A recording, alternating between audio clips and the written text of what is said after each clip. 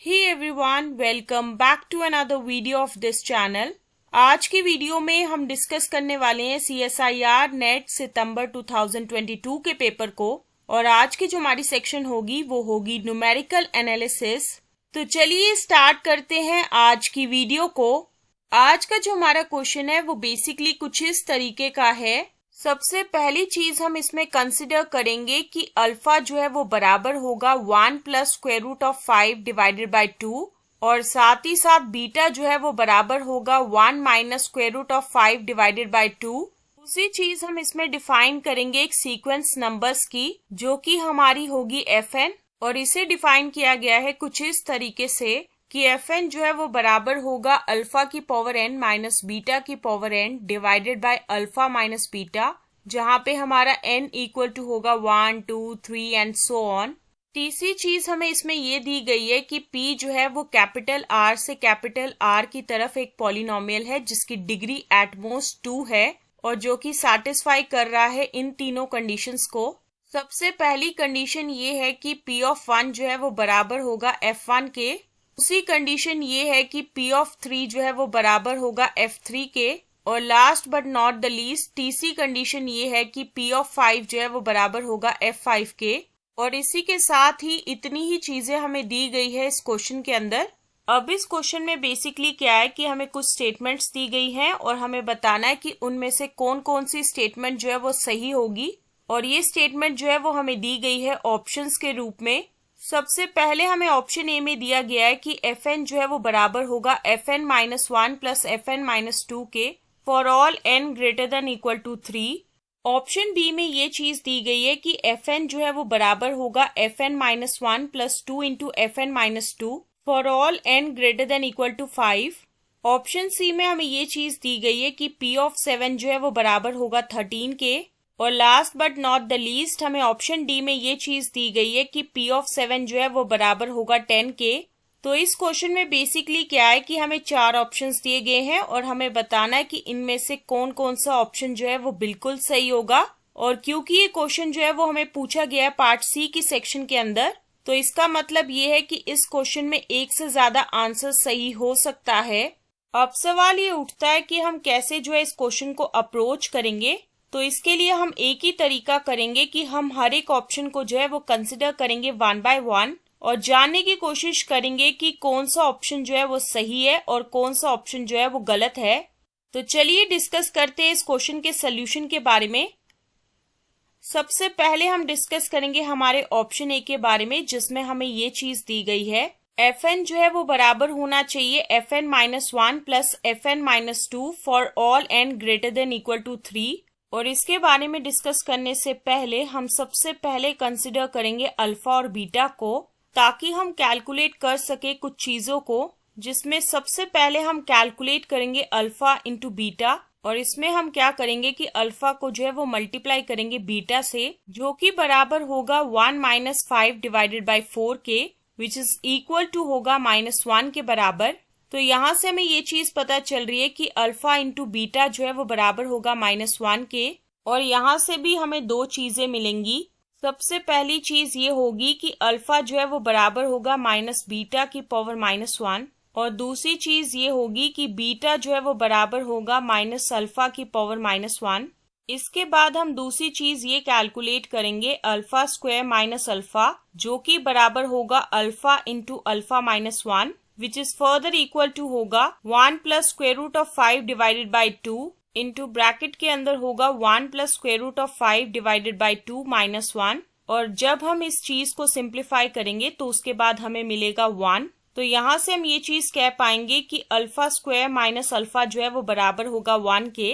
तीसरी चीज हम इसमें कैलकुलेट करेंगे बीटा स्क्वायर माइनस बीटा जो कि बराबर होगा बीटा इंटू बीटा माइनस 1 के which is further equal to होगा 1 minus square root of 5 divided by 2 into bracket के अंदर होगा 1 minus square root of 5 divided by 2 minus 1 के। और जब हम इस चीज को सिंप्लीफाई करेंगे तो उसके बाद हमें मिलेगा 1 और यहाँ से हम ये चीज कह पाएंगे कि बीटा स्क्वायर माइनस बीटा जो है वो बराबर होगा 1 के। ये तीन चीजें कैलकुलेट करने के बाद हम आ जाते हैं हमारे ऑप्शन ए की तरफ और ऑप्शन ए के केस में हमें क्या दिया गया है कि for n greater than equal to 3 के लिए fn-1 प्लस fn-2 जो है वो बराबर होना चाहिए fn के, और इसके लिए हम कंसिडर करेंगे कि n जो है वो ग्रेटर देन इक्वल टू 3 है, और साथ ही साथ इस इक्वेशन की लेफ्ट हैंड साइड को कंसिडर करेंगे जो कि है fn-1 प्लस fn-2, और जानने की कोशिश करेंगे कि क्या ये जो है वो fn के बराबर है या नहीं है।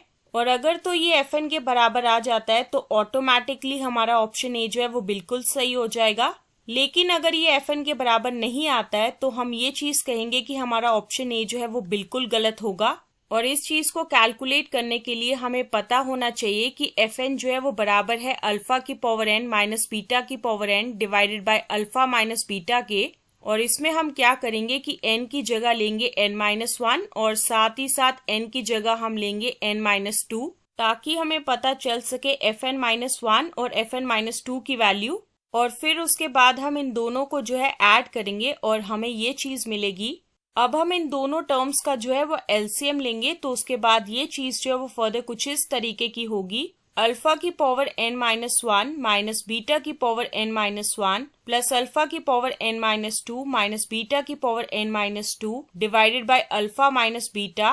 अब हम इसमें क्या करेंगे कि हम इसके न्यूमरेटर में जो है सिंप्लीफिकेशन करेंगे, लेकिन हम इसके डिनोमिनेटर को जो है एज इट इज ही रहने देंगे। इसके न्यूमरेटर में सबसे पहली चीज हम ये करेंगे कि अल्फा की पावर n-1 और अल्फा की पावर n-2 इन दोनों को क्लब कर देंगे, और इन दोनों में से जो है अल्फा की पावर n को जो है कॉमन आउट कर देंगे। और दूसरी चीज हम इसमें ये करेंगे कि बीटा की पावर n-1 और साथ ही साथ बीटा की पावर n-2 को क्लब कर देंगे, और इन दोनों में से जो है बीटा की पावर n को कॉमन आउट कर देंगे, ताकि ये जो फर्दर है वो कुछ इस तरीके का बन जाए। अल्फा की पावर n इंटू ब्रैकेट के अंदर होगा अल्फा की पावर -1 प्लस अल्फा की पावर -2 माइनस बीटा की पावर n इंटू ब्रैकेट के अंदर होगा बीटा की पावर -1 प्लस बीटा की power -2 divided by alpha minus beta होगा। जैसा कि अभी हम डिस्कस करके आए हैं कि अल्फा जो है वो बराबर है माइनस बीटा की पावर -1, और साथ ही साथ बीटा जो है वो बराबर है माइनस अल्फा की पावर -1। तो उसके बाद ये चीज जो है वो फर्दर कुछ इस तरीके की होगी। और जैसा कि हम जानते हैं कि बीटा स्क्वायर माइनस बीटा जो है वो बराबर है 1 के, और साथ ही साथ अल्फा स्क्वायर माइनस अल्फा जो है वो बराबर है 1 के, तो उसके बाद ये चीज जो है वो फर्दर कुछ इस तरीके की होगी। अल्फा की पावर n माइनस बीटा की power n divided by alpha minus beta which is further equal to होगा fn के बराबर। तो यहाँ से हमें ये चीज पता चल रही है कि for n greater than equal to 3 के लिए fn-1 प्लस fn-2 जो है वो बराबर होगा fn के, और इसी के साथ ही हम ये चीज कह पाएंगे कि हमारा ऑप्शन ए जो है वो बिल्कुल सही होगा, और ये जो है वो आंसर होगा इस क्वेश्चन का। अब हम आ जाते हैं हमारे ऑप्शन बी की तरफ, और हमारे ऑप्शन बी में हमें ये चीज दी गई है कि fn जो है वो बराबर होगा fn-1 प्लस 2 इंटू fn-2 के for all n greater than equal to 5। और इस ऑप्शन बी को गलत प्रूफ करने के लिए हमारे पास एक काउंटर एग्जाम्पल है, जिसमें हम लेंगे कि n जो है वो बराबर होगा 5 के, और इसमें ये चीज होगी कि f5 जो है वो बराबर नहीं होगा f4 प्लस 2 इंटू f3 के। और इस चीज को हम प्रूफ करेंगे कुछ इस तरीके से कि सबसे पहले हम कंसिडर करेंगे fn की वैल्यू को, जो कि बराबर है अल्फा की पावर n माइनस बीटा की power n divided by alpha minus beta के, ताकि हम निकाल सके f3, f4 और f5 की वैल्यू। और उनकी वैल्यूज जो है वो इतनी आसानी से नहीं निकलेगी, उसके लिए हमें थोड़े बहुत पापड़ तो बेलने पड़ेंगे, और जिसकी शुरुआत हम करेंगे अल्फा और बीटा की वैल्यू को कंसिडर करके। सबसे पहले हम कैलकुलेट करेंगे अल्फा प्लस बीटा की वैल्यू को, ताकि हमें पता चल सके alpha square plus beta square, और साथ ही साथ अल्फा की पावर 4 प्लस बीटा की पावर 4 की वैल्यू। तो इस केस में अल्फा प्लस बीटा जो है वो बराबर होगा 1/2 plus 1/2 which is further equal to होगा 1 के बराबर। तो यहाँ से हमें ये चीज पता चल रही है कि अल्फा प्लस बीटा जो है वो बराबर होगा 1 के। और अब हम इस इक्वेशन में क्या करेंगे कि हम इसे स्क्वायर करेंगे दोनों तरफ, ताकि हमें मिल सके अल्फा प्लस बीटा का whole square is equal to 1, which further implies that alpha square plus 2 into alpha beta plus beta square is equal to 1। और जैसा कि हमें पता है कि अल्फा इंटू बीटा जो है वो बराबर है -1 के, तो उसके बाद ये चीज जो है वो फर्दर कुछ इस तरीके की होगी। Alpha square plus beta square minus 2 equal to 1, which further implies that alpha square plus beta square equal to 3। यहाँ तक पहुँचते पहुँचते हम दूसरी चीज ये भी कंसिडर कर लेंगे कि अल्फा इंटू बीटा जो है वो बराबर होगा -1 के, और जो कि इस चीज को इम्प्लाई करेगा कि alpha square into beta square जो है वो बराबर होगा 1 के। और ये वैल्यू जो है वो हमें हेल्प करेगी कैलकुलेट करने में अल्फा की पावर 4 प्लस बीटा की पावर 4 की वैल्यू को। तो उसके लिए सबसे पहले हम कंसिडर करेंगे alpha square plus beta square जो कि बराबर है 3 के। और अब हम इस इक्वेशन को क्या करेंगे कि दोनों तरफ स्क्वायर करेंगे ताकि हमें ये चीज मिल पाए कि alpha square plus beta square की पावर 2 इक्वल टू होगा 3 का whole square, which further implies that alpha की पावर 4 प्लस बीटा की power 4 plus 2 into alpha square plus beta square is equal to 9। और जब हम इसे फर्दर सिंप्लीफाई करेंगे तो उसके बाद हमें ये चीज मिलेगी कि अल्फा की पावर 4 प्लस बीटा की पावर 4 जो है वो बराबर होगा 7 के। इन सभी की वैल्यूज को कैलकुलेट करने के बाद हम आ जाते हैं हमारे मेन टॉपिक की तरफ, जिसमें हमें कैलकुलेट करनी है F3, F4 और F5 की वैल्यू। सबसे पहले हम कैलकुलेट करेंगे F3 की वैल्यू जो कि बराबर होगी अल्फा की पावर 3 माइनस बीटा की power 3 divided by alpha minus beta, which is further equal to होगा alpha minus beta into alpha square plus alpha beta plus beta square divided by alpha minus beta. और इसमें ये चीज होगी कि alpha minus beta जो है वो कैंसिल आउट हो जाएगा इस अल्फा माइनस बीटा से, ताकि हमें ये चीज मिल पाए कि alpha square plus alpha beta plus beta square which is further equal to होगा 3 - 1 के। क्योंकि अभी हम कैलकुलेट करके आए हैं कि alpha square plus beta square जो है वो बराबर होगा 3 के, और साथ ही साथ अल्फा इंटू बीटा जो है वो बराबर होगा -1 के, and which is further equal to होगा 2 के बराबर। तो यहाँ से हमें ये चीज पता चल रही है कि हमारा F3 जो है वो बराबर होगा 2 के। दूसरी चीज हम इसमें कैलकुलेट करेंगे F4 जो कि बराबर होगा अल्फा की पावर 4 माइनस बीटा की power 4 divided by alpha minus beta, which is further equal to होगा alpha square plus beta square into alpha square minus beta square divided by alpha minus beta. इसी alpha square minus beta square को हम ऐसे लिख सकते हैं alpha minus beta into alpha plus beta, और उसके बाद ये जो अल्फा माइनस बीटा है वो कैंसिल आउट हो जाएगा इस अल्फा माइनस बीटा से, ताकि हमें मिल सके alpha square plus beta square into alpha plus beta. और जैसा कि हम जानते हैं कि अल्फा प्लस बीटा जो है वो बराबर है 1 के, और साथ ही साथ alpha square plus beta square जो है वो बराबर है 3 के, तो उसके बाद ये चीज जो है वो फर्दर 3 के बराबर होगी। तो यहाँ से हम ये चीज कह पाएंगे कि हमारा F4 जो है वो बराबर होगा 3 के। तीसरी चीज हम इसमें कैलकुलेट करेंगे F5 की वैल्यू जो कि बराबर होगा अल्फा की पावर 5 माइनस बीटा की power 5 divided by alpha minus beta के, which is further equal to होगा alpha minus beta into bracket के अंदर होगा अल्फा की पावर 4 प्लस अल्फा की power 3 into beta plus alpha square into beta square plus alpha into beta की power 3 plus beta की power 4 divided by alpha minus beta. और इस case में भी बहुत सारी चीजें होंगी। सबसे पहली चीज ये होगी कि अल्फा माइनस बीटा जो है वो कैंसिल आउट हो जाएगा इस अल्फा माइनस बीटा से।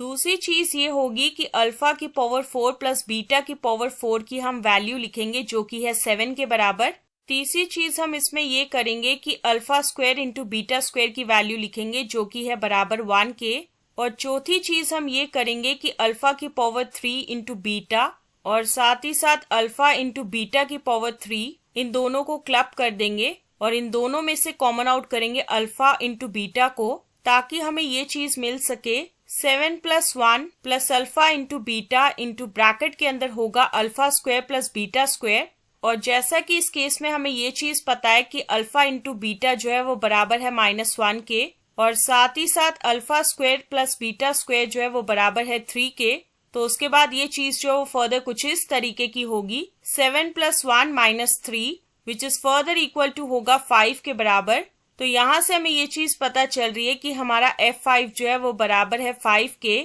F3, F4 और F5 की वैल्यू कैलकुलेट करने के बाद अब हम कंसिडर करेंगे F4 + 2 इंटू F3 की वैल्यू जो कि बराबर होगी 3 + 2 into 2 which is equal to होगा 7 के बराबर, और जो कि इस केस में 5 के बराबर नहीं है। तो इसका मतलब यही है कि जब हमने n इक्वल टू 5 लिया तो उस टाइम पे ये चीज हो रही है कि f4 प्लस 2 इंटू f3 जो है वो बराबर नहीं आ रहा है f5 के। सो ऑन दी होल हम ये चीज कह पाएंगे कि for all n greater than equal to 5 के लिए ये जरूरी नहीं है कि fn जो है वो बराबर हो fn minus 1 plus 2 into fn minus 2 के। तो यहाँ से हम ये चीज कह पाएंगे कि हमारा ऑप्शन बी जो है वो बिल्कुल गलत होगा। अब हम आ जाते हैं हमारे ऑप्शन सी और ऑप्शन डी की तरफ, और इन दोनों को जो है हम इकट्ठे ही डिस्कस करेंगे, क्योंकि हमारे ऑप्शन सी में हमें ये चीज दी गई है कि p ऑफ 7 जो है वो 13 के बराबर होगा, और साथ ही साथ हमें ऑप्शन डी में ये चीज दी गई है कि p ऑफ 7 जो है वो 10 के बराबर होगा।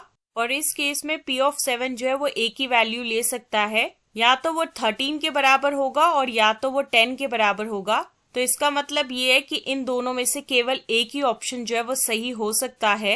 और इसमें आगे बढ़ने से पहले हमें पता होनी चाहिए f1, f3 और f5 की वैल्यू। ऑप्शन बी से हमें ये चीज पता है कि f3 जो है वो बराबर है 2 के, और साथ ही साथ f5 जो है वो बराबर है 5 के। और अब हम कैलकुलेट करेंगे f1 की वैल्यू, जो कि बराबर होगा alpha minus beta divided by alpha minus beta के, which is further equal to होगा 1 के बराबर। और इसी के साथ ही हम आ जाते हैं हमारे ऑप्शन सी और डी की तरफ। और इन दोनों के केस में क्या हो रहा है कि p ऑफ x जो है वो एक पॉलिनोमियल है जिसकी डिग्री जो है वो एटमोस्ट 2 के बराबर है। तो उसके लिए हम मान के चलेंगे कि p ऑफ x जो है वो बराबर है ax square plus bx plus c के, जहाँ पे a, b, c ये तीनों की तीनों जो है वो बिलोंग कर रहे हैं कैपिटल R के अंदर। जैसा कि हमें इस क्वेश्चन में सबसे पहली चीज ये दी गई है कि p ऑफ 1 जो है वो बराबर होगा f1 के, तो यहाँ से हम ये चीज कह पाएंगे कि a प्लस बी प्लस सी जो है वो बराबर होगा 1 के, और हम मान के चलेंगे कि ये जो है हमारी इक्वेशन नंबर 1 है।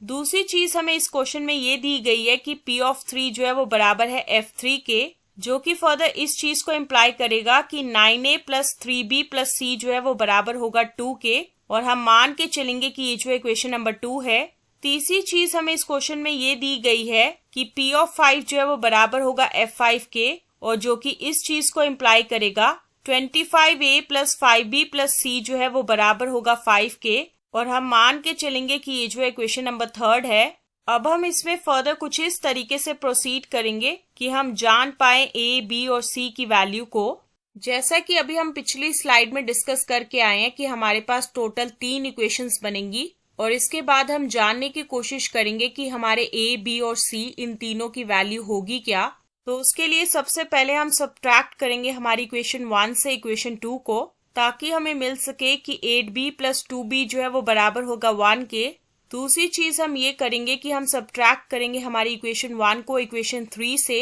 ताकि हमें मिल सके 6a plus b equal to 1। और फिर उसके बाद हम इस इक्वेशन को जो है मल्टीप्लाई करेंगे दोनों तरफ 2 से, ताकि हमें मिल सके 12a plus 2b equal to 2। और इसके बाद हम सब्ट्रैक्ट करेंगे इस इक्वेशन को इस इक्वेशन के साथ, जिसके बाद हमें ये चीज मिलेगी कि 4a जो है वो बराबर होगा 1 के, विच फर्दर इम्प्लाइज दैट a जो है वो बराबर होगा 1/4 के। फिर उसके बाद हम a इक्वल टू 1/4 लेंगे इस इक्वेशन के अंदर, ताकि हमारी ये इक्वेशन जो है वो कुछ इस तरीके की बन जाए। 6 into 1/4 plus b equal to 1 के बराबर होगा, which further implies that b जो है वो बराबर होगा -1/2 के। अब इसके बाद हम कंसिडर करेंगे ये equation a plus B plus C equal to 1, ताकि हम कैलकुलेट कर सके c की वैल्यू को, और उसके लिए हमें सब्स्टिट्यूट करने पड़ेगी वैल्यूज a और b की, ताकि ये इक्वेशन जो है वो कुछ इस तरीके की बन जाए। 1/4 minus 1/2 plus c equal to 1 होगा,